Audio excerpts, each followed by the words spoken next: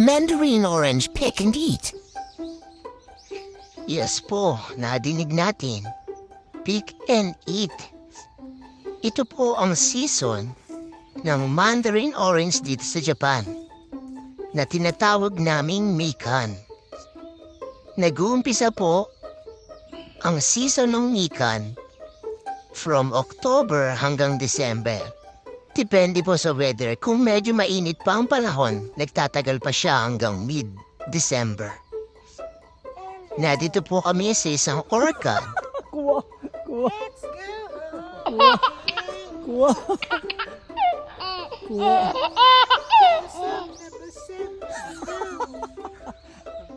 Pagkatapos ng breakfast, dumiretso na kami dito sa Mikan Plantation ng mga around 9 in the morning.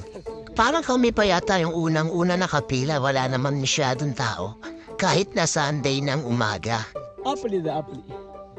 Bukod doon, na-timingan namin na isang magandang weather ng Sunday morning. Ito nga, naka-t-shirt lang ako dito dahil medyo mainit ang panahon. Ayan, may sinasabi yung barkada. Yung mga orange to, bigla doon nagkaroon ng mga mata. Nilagyan nila ng sticker na mata, ayan o. Binigay yan ng may-ari ng orchard. At sabi niya, kung saan yung matamis na bunga, lagyan niyo ng mata para sa mga susunod na mga bisita malalaman nila na matamis ang bunga di sa puno na yan. Ayan, at pinag-usapan namin na pwede bang iwanan yung sticker na yan dyan. Iyan daw ang sabi ng may-ari na pwedeng lagyan ng mata yung mga oranges para malaman ng mga susunod na tao. Under the Mandarin. Ayan, kulitan na ng mga barkada. Ang mga time na yan, marami na kami naikot may, marami na din kami nakain. Kaya umupo na lang kami sa isang lugar na malapit sa puno na po pwede kaming kumuha ng orange na kahit nakaupo lang. So habang kumakain kami dyan ay nagsa-sound trip na lading kami dyan at nagkukulitan na lang. Bali umabot pa yata kami ng mga 3 oras.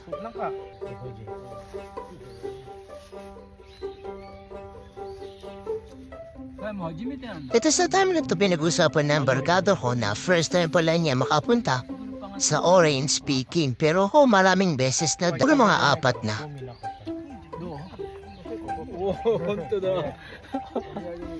Yan. Tumayo na ako dyan dahil baka maboard na kayo dahil nakaupo lang kami dito eh. Ayan, lumipat na ako na ibang lugar para makita naman ninyo. Napakaraming puno sa paligid. Yung barkada ko, nakukuha na siya ng mga pwede niyang iuwi sa bahay nila dahil pagkakain mo pwede ka pang mag-uwi na isang supot. Na mga 1 kilo siguro yung orange laman ng bag na yun, yung plastic bag. Ako naman, humanap pa ako ng pwesto na pwede ko makaupo at makuha ng orange. O ayan, tingnan nyo guys. Talagang enjoying, nakakatanggal ng stress. Grabe.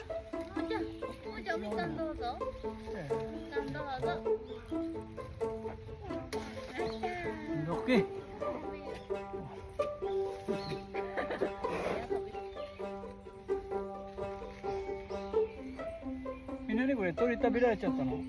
Yan, sinasabi ko dyan kasi, may mga bunga kasi may mga butas na kinakain ng mga ibon. Dahil mga hinog na kasi siya.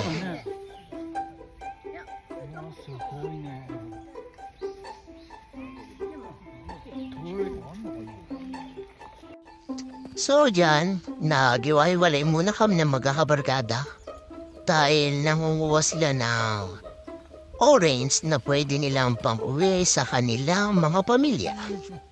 Kaya yan, relax muna ako dyan dahil gusto ko pa kumain ng kumain.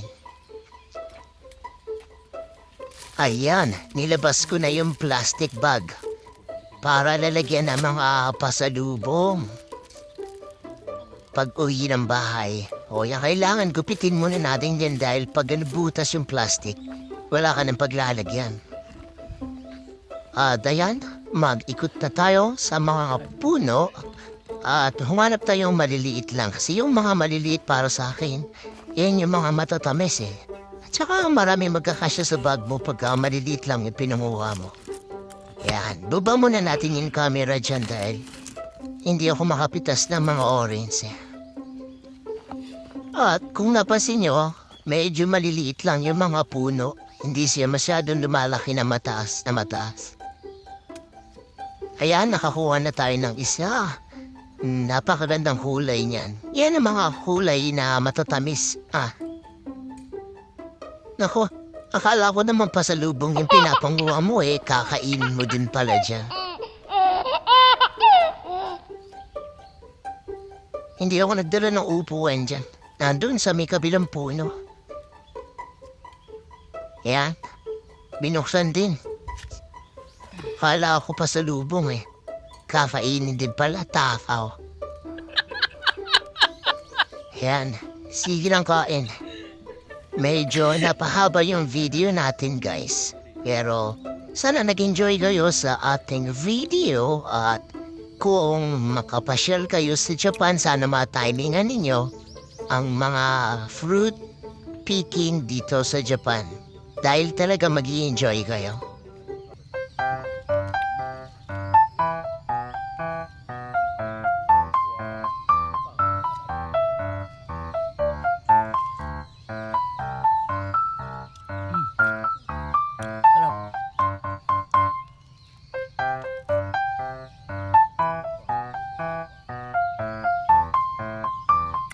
Hindi pa siya masyado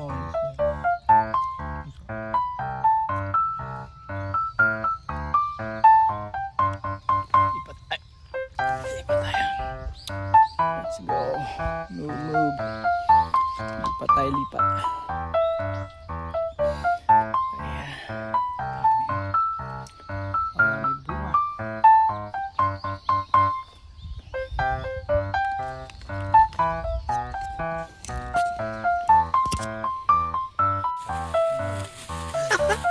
Ayan, naupo na naman. Akala ko makukuha lang ng pasalubong Manginginain na naman pala.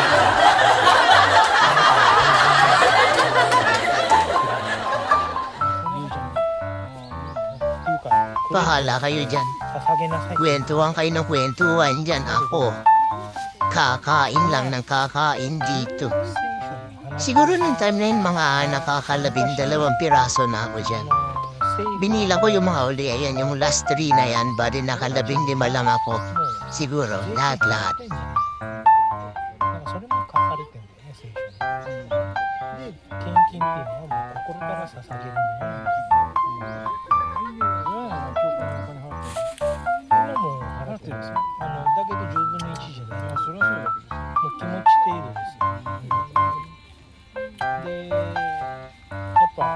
Sige guys, hanggang dito na lang tayo.